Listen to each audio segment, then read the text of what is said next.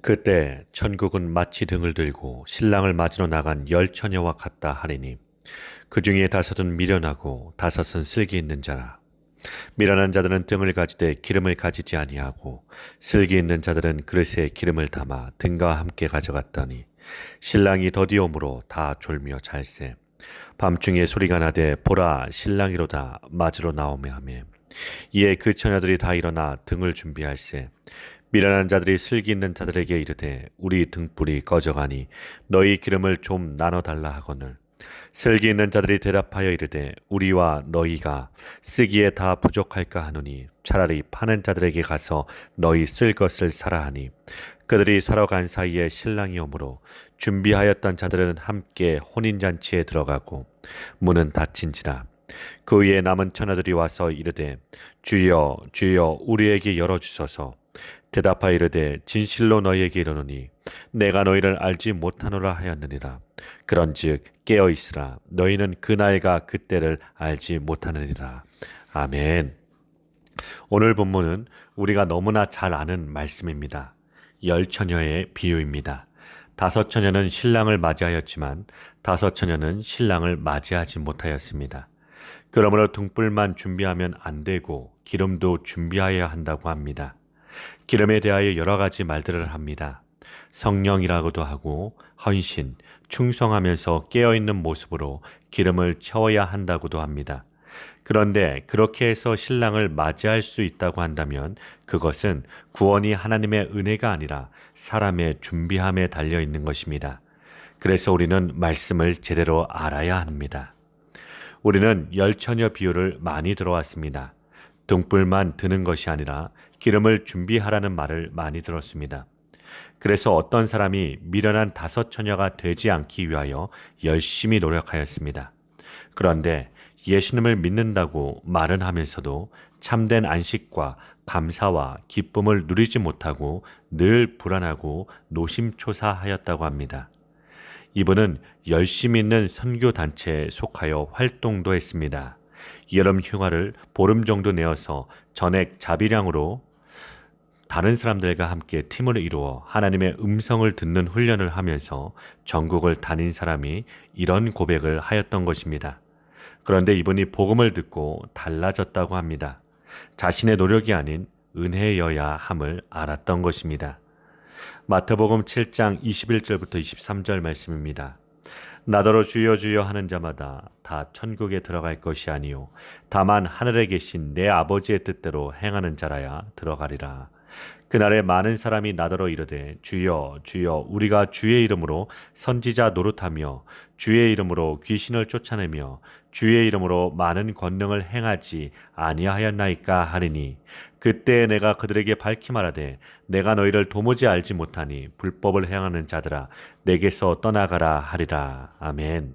주의 이름으로 이렇게 엄청난 일을 하였지만 주님은 그날에 나는 너를 도무지 모른다고 하시는 것입니다. 미련한 5명의 처녀에게도 이렇게 말씀하십니다. 오늘 본문을 봅니다. 천국은 마치 등을 들고 신랑을 맞으러 나간 열 처녀와 같다고 합니다. 이 처녀는 신부의 친구들로서 신랑이 올 때 등불을 들고 맞이하는 자들이라고 합니다. 그런데 그 중에 다섯은 미련하고 다섯은 슬기 있는 자라고 합니다. 미련한 자는 등을 가지되 기름을 가지지 않았습니다. 슬기 있는 자는 기름을 준비하여 등과 함께 가져갔습니다. 신랑이 더디옴으로 다 졸며 잤습니다. 슬기 있는 처녀는 깨어 있었고 미련한 처녀만 잔 것이 아니라 다 자고 있었던 것입니다. 그런데 밤중에 신랑이 온다는 소리를 듣고 맞으러 나가려 보고 보니 등불이 꺼져갑니다. 슬기로운 자는 기름을 채워서 갈 수 있는데 미련한 자는 기름이 없어서 나누어 달라고 합니다. 그러자 슬기로운 자가 나누면 둘 다 부족할 것 같으니 차라리 파는 자들에게 가서 사오라고 합니다.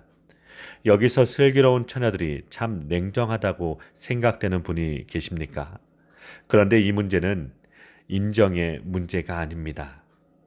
아내는 열심히 신앙생활을 하는데 남편은 잘 하지 않는 가정이 있습니다. 그럴 때 자기는 아내의 치맛자락 잡고 천국 가면 되지 않겠느냐고 하는 남편들이 그런 말을 하는 것을 봅니다. 그런데 그럴 수가 없다는 것입니다. 주님이 때 의인과 악인이 함께 있을 수 없는 것입니다. 그러므로 지금 회개하고 예수님을 믿어야 한다고 말씀을 드리면 아직도 세상에서 할 일이 많다고 말하는 사람들입니다. 세상에 재미있는 것들이 많다고 합니다. 이것이 미련한 자의 모습입니다. 그런데 이런 사람들보다 더 미련한 자들이 누구이겠습니까? 지금 교회에 다니면서도 세상이 좋아서 세상의 것들을 삶의 목적으로 추구하며 살아가는 자들입니다. 이들이 바로 바리새인과 같은 자들이라는 것입니다.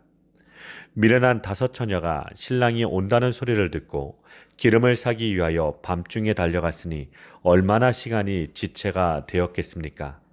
그러므로 그들이 기름을 사오는 시간에 신랑이 왔습니다. 준비하였던 자들은 함께 혼인잔치에 들어갔습니다. 그 후에 남은 처녀들이 와서 주여 주여 우리에게 열어주소서라고 간청을 합니다. 그런데 신랑이 대답하기를 진실로 너희에게 이르노니 내가 너희를 알지 못한다고 합니다. 이 말씀이 마태복음 7장에서 주의 이름으로 대단한 일들을 했다는 사람들에게 하신 말씀과 같은 말씀입니다. 그렇다면 여기서 미련한 다섯 처녀를 두고 교회 생활을 열심히 하지 않았다고 말할 수는 없습니다. 수많은 곳에서 주님의 재림을 준비하자는 설교를 우리는 듣고 있습니다.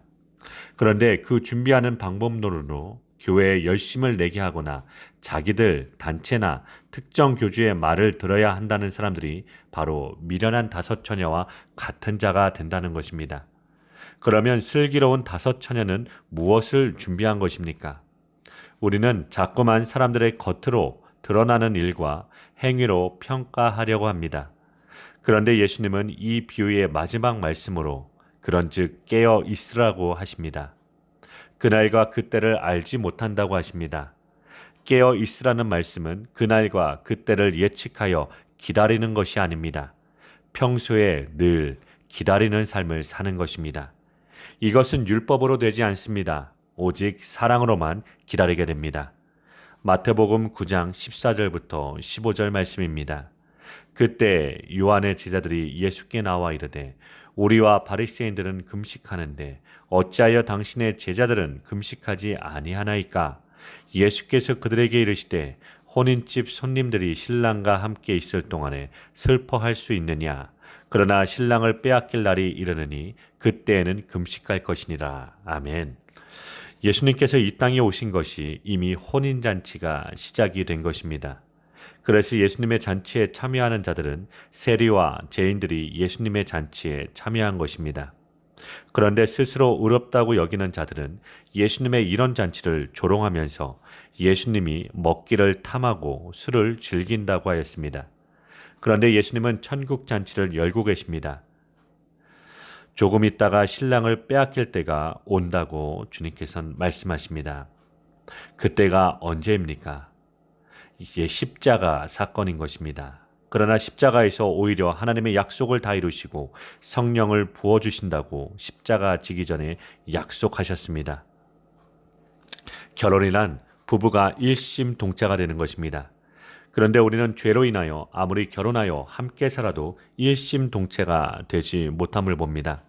아담의 옆구리에서 하와가 나왔습니다. 타락 전에는 내 뼈 중에 뼈요 살 중에 살이라고 하였지만 타락 이후에는 단절이 되어버린 것입니다. 마지막 아담으로 오신 예수님은 이 깨어진 관계를 자신의 죽음으로 이루어내십니다. 그래서 그 옆구리에 창이 찔리시고 물과 피를 쏟으신 것입니다. 이렇게 그리스도의 살과 피로 자기 신부를 구속하셔서 자신과 하나 되게 하시겠다는 것이 영원전의 아버지와 아들의 약속이었습니다. 그러므로 예수님과 하나님이 하나가 되셨듯이 성령님이 임하게 되면 예수님이 아버지 안에, 아버지가 예수님 안에 계신 것처럼 너희가 내 안에 내가 너희 안에 있는 것을 너희가 알리라고 하십니다. 열처녀 비유에서 슬기로운 처녀는 신랑을 맞이할 준비를 하였다고 합니다.